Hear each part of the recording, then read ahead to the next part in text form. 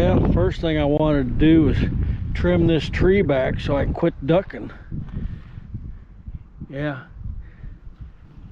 you don't want to run into those, but yeah, I got where I can walk under it now without having to duck. Next thing, I'm gonna take the weed whacker and go knock all these stragglers down. It's not worth getting the rider out. I'm just gonna walk around with that. I was going nuts trying to find this noise.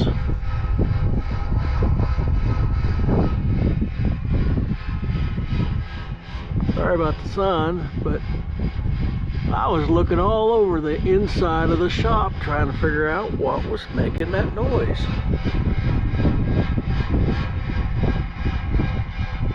Wow, that was spooking me out there for a little bit. So when changing alternators, I want to verify we've got 2, 4, 6, 8, 10, 12 magnets. 12 magnets. So the flywheel should be good, except I'm a little concerned about that little bit of damage there. But we'll check it. But thing is, I've got a good flywheel. So I dug up my alternator specifications.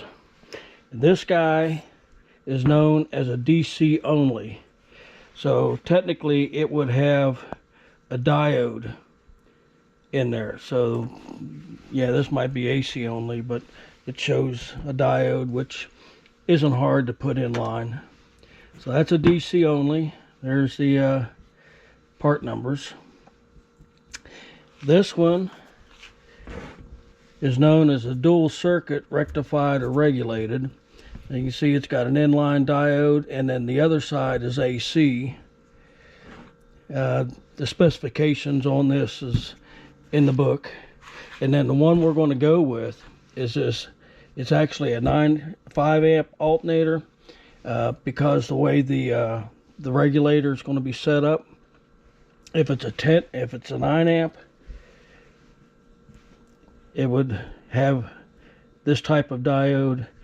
The 5 amp, I'll show you the diode setup we're going to use. So I went and robbed this off a Hulk. So what you can see here, we got the AC coming from the stator going in, and then it's split. These two diodes are reversed. So I've marked it. Positive is on this side, and then the negative. And the reason we need this is I run LED lights. So if you got the 9 amp, that would work also. But basically I'm using this setup here because that's what it's always had. So it's easy enough to make. You need a piece of heat shrink that's going to fit over everything.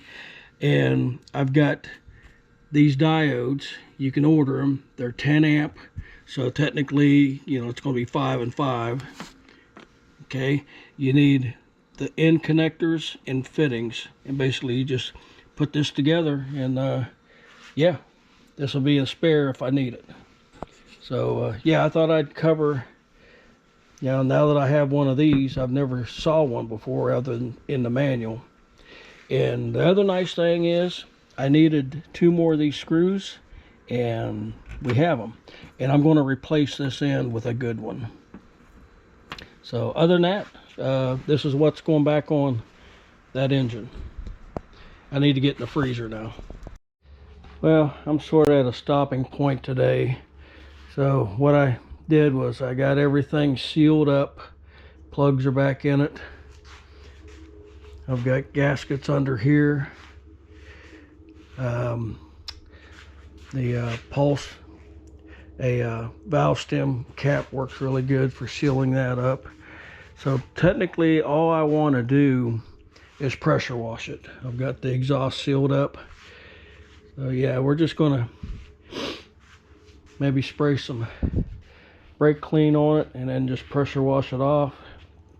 Really doesn't have any leaks anywhere that I can see. Yeah, we're going to have to change that fitting out because that won't work to change the oil. And I don't know, I may have to drain the oil to change it. So I don't know how long that oil's been in there, so that might be a good thing. But yeah, we're gonna clean this guy up tomorrow, unbend some parts, clean these up. The tins may get painted. I'm not sure yet, but yeah, I don't think I'm gonna be painting this. I don't think it needs it. It's just gonna clean up. All right, guys, enough for the video today.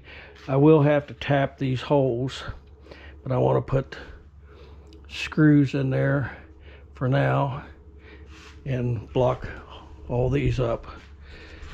Okay, so that's where I'm at. Thanks for watching.